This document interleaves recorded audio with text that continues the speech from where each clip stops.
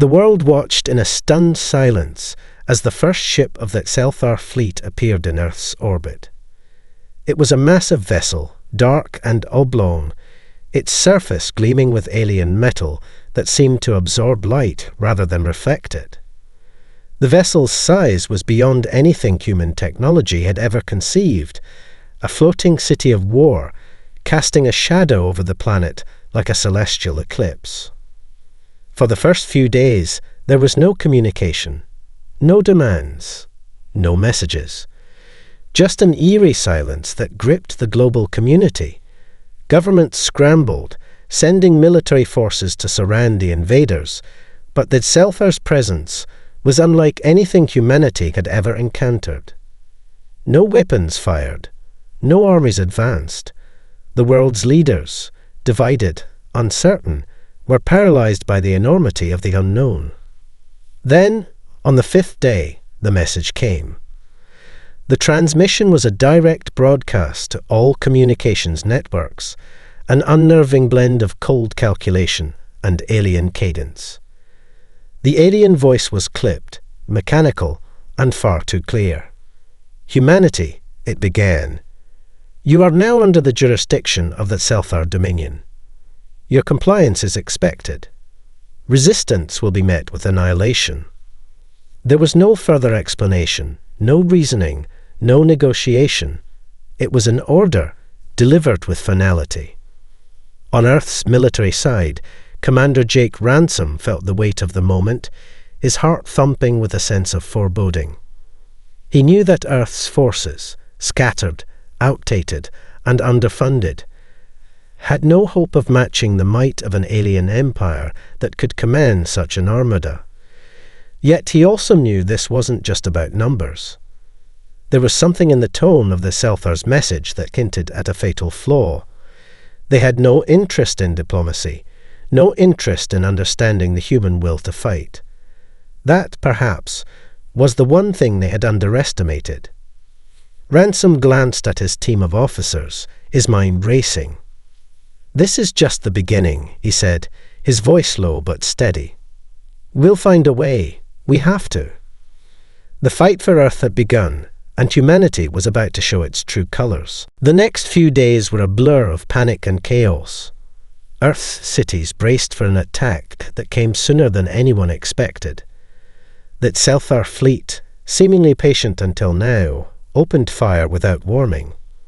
Hundreds of smaller craft descended from the motherships, their sleek, insectoid forms gleaming under Earth's stun. The sky darkened as they unleashed a torrent of energy blasts that vectorized entire military outposts and defense satellites in seconds. Commander Ransom's pulse quickened as he watched the carnage unfold from his command center. The Selthar had struck first, and they were ruthless in their precision. Earth's military forces, scattered across the globe, were overwhelmed by the sheer scale of the attack. There was no time to mobilize. The weapons the aliens wielded were devastating. Energy projectiles that split buildings like kindling and shockwaves that tore through the atmosphere, ripping apart everything in their path. Ransom's instincts kicked in, but he knew the odds were slim. He wasn't just fighting for survival, he was fighting for the very idea of resistance. Across the globe, forces scrambled to defend Earth's major cities, but it was clear that the Selthar had come prepared for this. The first wave of attacks was not just a military action, it was a statement of dominance. At the Pentagon, Ransom's team formulated a desperate strategy. Strike back at the alien fleet with everything they had, even if it meant sacrificing their best forces. They had no illusions, they were vastly outgunned. But there was a glimmer of hope. The Selthar's methodical assault seemed to follow a pattern. Every major strike was preceded by a brief hesitation, a moment of synchronization among their ships. If the humans could exploit that moment, perhaps they could make a dent. Ransom's voice was steady, though his mind raced. "We don't have much time. Prepare to strike. This is not over." The first shock had been brutal, but the fight was only beginning. In the days following the initial devastation, something unexpected began to happen. The world, reeling from the alien onslaught, started to rally.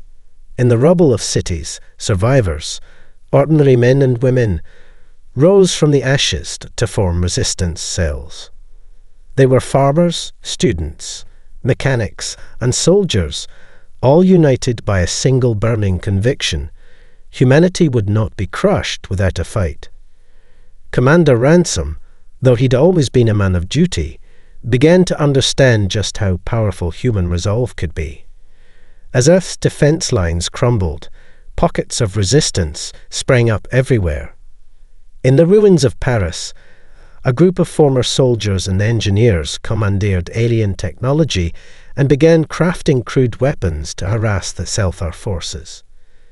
In the dense jungles of Southeast Asia, guerrilla fighters used traps, explosives, and hit-and-run tactics to slow the enemy's advance. And in the heart of the United States, Ransom's team launched a daring counteroffensive that struck at a vulnerable Selthar supply convoy, seizing their first significant victory.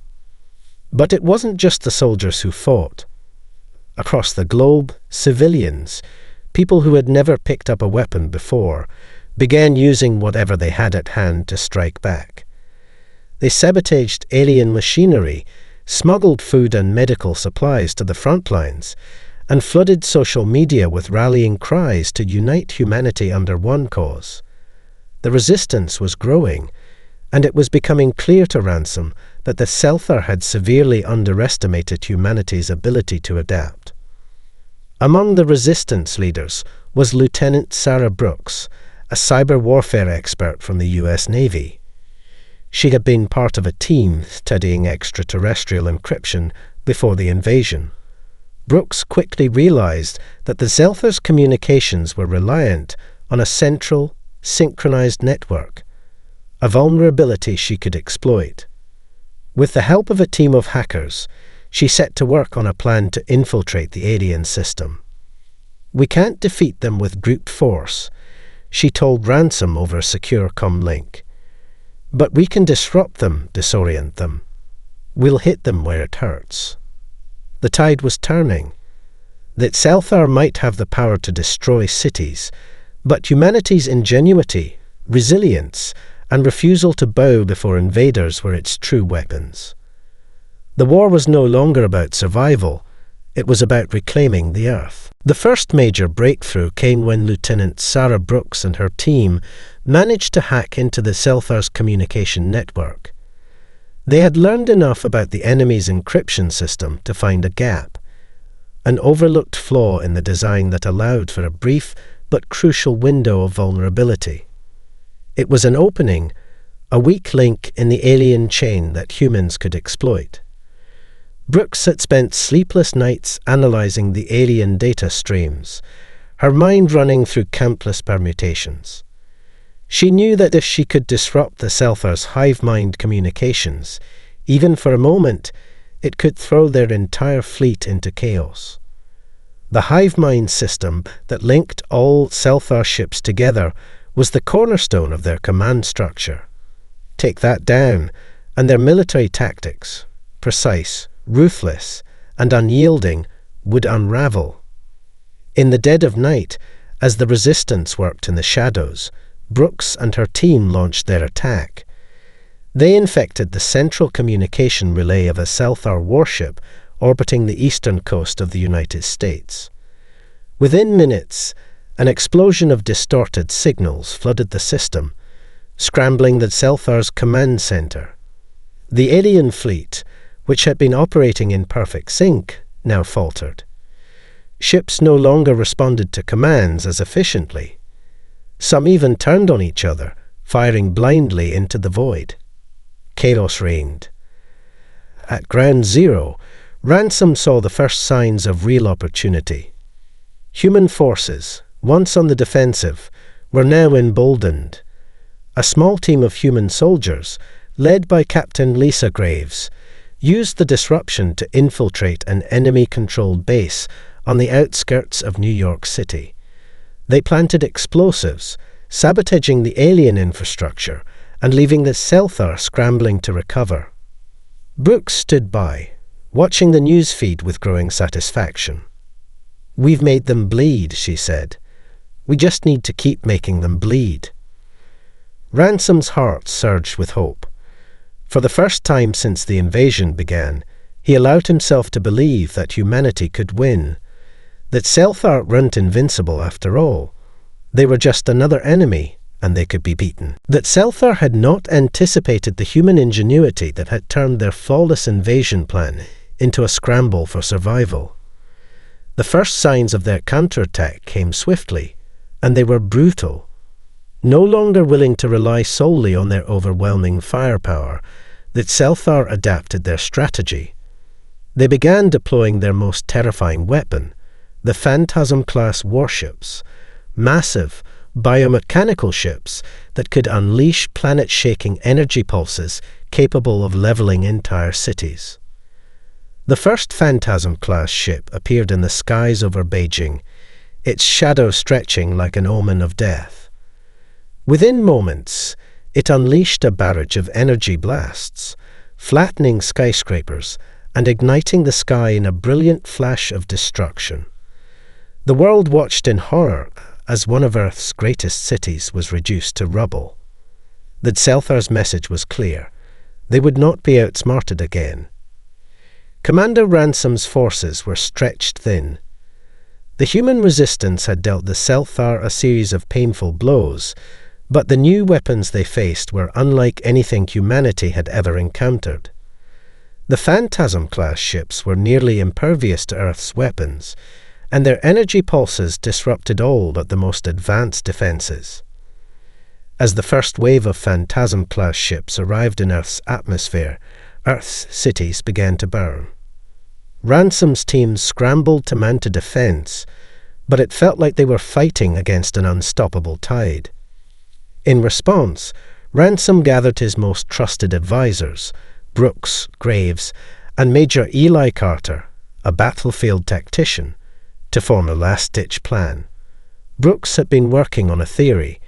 If they could hack into the Phantasm-class warship's neural systems, just as they had done with the Selthar's communications, they might be able to disable them long enough for the resistance to strike. It was a risky plan, too risky in fact, but humanity had no choice but to act. The Selthar, it seemed, had underestimated how far humanity would go to survive. "We don't need to win every battle," Ransom said, his eyes hard with resolve. "We just need to make them bleed again." The stakes had never been higher, and with each passing hour, the fight for Earth grew more desperate. But Commander Ransom knew one thing for certain: humanity wasn't done yet. That Selthar were not prepared for the sheer stubbornness of humanity. Despite the overwhelming odds, the human resistance refused to break. As their cities smouldered and their military forces thinned, people everywhere rose to the occasion. Ordinary citizens, young and old, coming together to fight back against a threat that seemed insurmountable. Humanity's resolve, its capacity to innovate under pressure, and its refusal to surrender began to make the difference. In the wake of the Selthar's relentless counterattacks, Commander Ransom and his team knew they couldn't continue fighting the invaders in the same way. The Phantasm-class ships were devastating, and Earth's defenses were still far too weak. But in a desperate attempt to level the playing field, Brooks and her cyber team came up with a new strategy. Rather than trying to hack directly into the ship's central systems, they would use Earth's satellites to launch a series of tactical disruptions, causing intermittent interference with the Selthar's neural network. It was a high-risk, high-reward strategy, one that could either cripple the Selthar's coordination or backfire catastrophically. But as the Phantasm-class ships continued to destroy cities and wipe out resistance forces, Ransom knew there was no choice. They had to act. Brooks worked tirelessly, coordinating with a small team of elite hackers from around the world. Together, They initiated the first wave of the disruption plan. The signal, sent through a series of encrypted channels, struck at the heart of the Selthar's neural network, causing massive interference across their fleet. The Phantasm-class ships, reliant on their intricate hive-mind connection, momentarily lost communication with the other ships. The momentary chaos on the battlefield was enough to create openings for the human forces. Meanwhile, ground forces led by Captain Lisa Graves took advantage of the opportunity. Using guerrilla tactics and salvaged alien tech, they launched a series of surgical strikes against vulnerable Selthar positions. Human ingenuity, creative, unpredictable, and relentless, began to wear down the alien invaders, who found themselves not only battling soldiers, but the very environment itself. In one critical moment, a coordinated attack on a Phantasm-class ship by human forces crippled its energy core, sending a shockwave that reverberated across the entire fleet. For the first time, the Selthar were losing. "That's how we do it," Graves said, grinning despite the odds. "They can't predict us." Ransom allowed himself a small, fierce smile. Humanity wasn't just surviving anymore.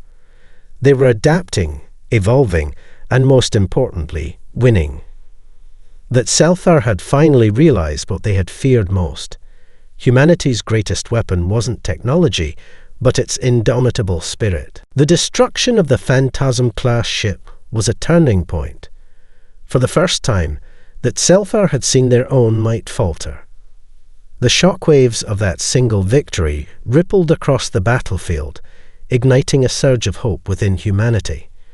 The resistance wasn't just holding on. It was finding its strength. Commander Ransom, now more confident than ever, ordered a full-scale assault on a major Selthar command ship located in Earth's orbit. The plan was daring, a multi-pronged strike aimed at crippling the heart of the Selthar fleet's command and control structure. The alien fleet was vast, but it was no longer invulnerable. Thanks to Brooks' hacks and the sabotage efforts led by Captain Lisa Graves, the Selthar's once seamless coordination had turned into a disjointed mess. The cracks were widening, and now was humanity's chance to exploit them. The team assembled quickly. Ransom was joined by Graves, Eli Carter, who had proven invaluable as a tactical strategist, and Lieutenant Sarah Brooks, who would guide them through the final leg of their mission, infiltrating the Selthar command ship itself. It was a desperate gambit, and if they failed, humanity's last hope would be snuffed out in an instant. Brooks had uncovered a weakness in the Selthar's command ship, a massive bioengineered core that linked the vessel's central intelligence to the fleet's hive-mind network. The core was heavily guarded, but Brooks knew that if they could access it, they could sever the Selthar's fleet from their centralized control. A few well-placed explosives could disrupt their communication for long enough to destabilize the entire fleet. But getting close would be the hard part. As the team launched their strike from the underground resistance base in South America, they moved fast, using everything they had to stay ahead of the Selthar's attempts to counter them. Despite the odds, they made it aboard the command ship's hull. Inside, the Selthar fought fiercely, but Ransom's team was relentless. The final battle on the bridge was a blur of gunfire, alien shrieks, and the hum of sabotaged machinery. In the chaos, Ransom faced Gorax, the Selthar warlord who had commanded the invasion. The battle was swift and brutal, but as Gorax lunged with his razor-sharp claws, Ransom's knife found its mark, ending the alien's reign of terror. With the warlord dead, Brooks and Carter managed to breach the core's security systems. A quick but devastating series of explosions followed, crippling the ship's central intelligence. The fleet, no longer unified, began to splinter, ships firing on each other, losing all coordination. that Selthar were in disarray. Ransom stood over the shattered remains of the command deck, breathing heavily. This is just the beginning. The tide had turned. The human spirit had proven stronger than the Selthar's might. In the aftermath of the destruction of the Selthar command ship, the war for Earth took on a new, undeniable momentum. The shattered remnants of the alien fleet, now scattered and leaderless, became easy prey for Earth's remaining forces. The Selthar, once so certain of their dominance, found themselves fighting in disarray, their hive mind system crippled beyond repair. The final blow was dealt in a coordinated global offensive led by Commander Jake Ransom and his team, who had now become legendary figures among humanity's defenders. Across the world, the human resistance converged, using guerrilla tactics, salvaged alien technology, and sheer ingenuity to dismantle what was left of the Selthar's infrastructure. In every major city, from New York to Tokyo, Earth's military and civilian forces worked side by side, reclaiming territories and driving the Selthar out. The victory was bittersweet. Entire cities lay in ruin, and the toll on human life had been staggering, but the invasion was over. For Ransom, the war had been more than just a battle for survival. It had been a testament to humanity's resilience. We fought for each other, for our children, for everything we've built, he said during a speech to the United Nations in the war's final days. This is why we're here, because we refuse to give in. We refuse to let anyone take what is ours. And we will never forget what we've lost in the process. The destruction of the Selthar war effort was followed by the collapse of their empire. Without their leadership, their once unified forces fragmented, their power disintegrating across the galaxy. A few remaining factions scattered to the stars, but the warlords who had once commanded the fleet were no longer a threat. Earth had not only survived, but had forced a galactic empire to retreat in shame. As humanity turned to rebuilding, the galaxy watched. The Selthar were no longer the only advanced species in the cosmos, and humanity had earned a reputation that would echo for millennia. The new era of human exploration had begun, and with it, a powerful message. Earth was no longer just a fragile world in the corner of the galaxy. Humanity was a force to be reckoned with. And somewhere, out in the vastness of space, the remnants of the Selthar Empire whispered of the day they encountered the one race they could never conquer, the species that had defeated them with nothing more than their will to survive. Humanity had become the galaxy's ultimate warriors.